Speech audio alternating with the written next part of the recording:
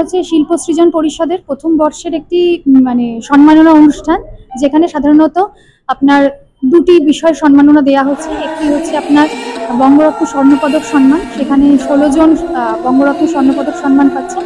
আরেকটি হচ্ছে আপনার বঙ্গদিগন্ত সম্মাননা, সাধারণত বহু বছর ধরে যারা সংকলনে লেখালেখি করেন বা আপনার ধরুন তার সাথে একক বই আছে, অথচ তারা সেইভাবে হয়তো স্বনামধন্য হয়ে উঠতে পারেননি, কিন্তু তারা মানে লেখালেখির জগতে অনেক বছর ধরে আছে।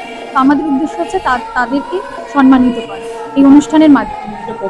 এটা প্রথম বর্ষ।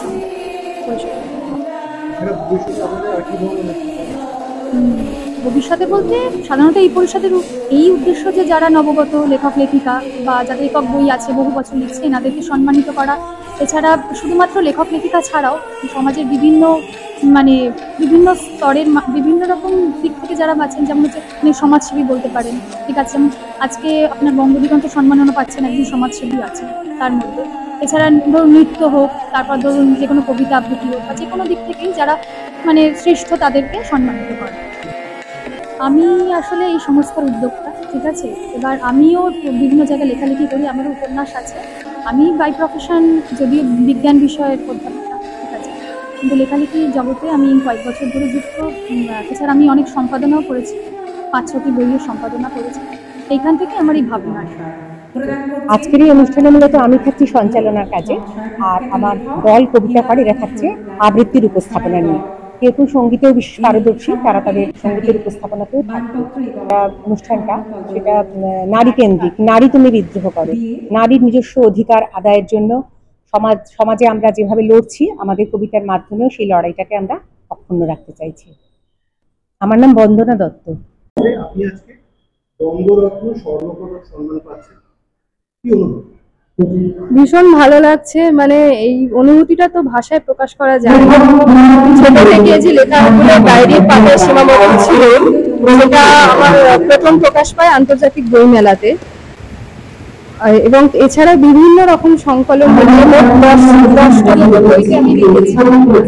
তার ভিত্তিতে আজকে শিল্প সৃজন পরিষদ আমাকে সম্মানিত করছেন বঙ্গরত্ন স্বর্ণপদক সম্মানে। সত্যি আমি অভিভূত, অত্যন্ত আনন্দিত।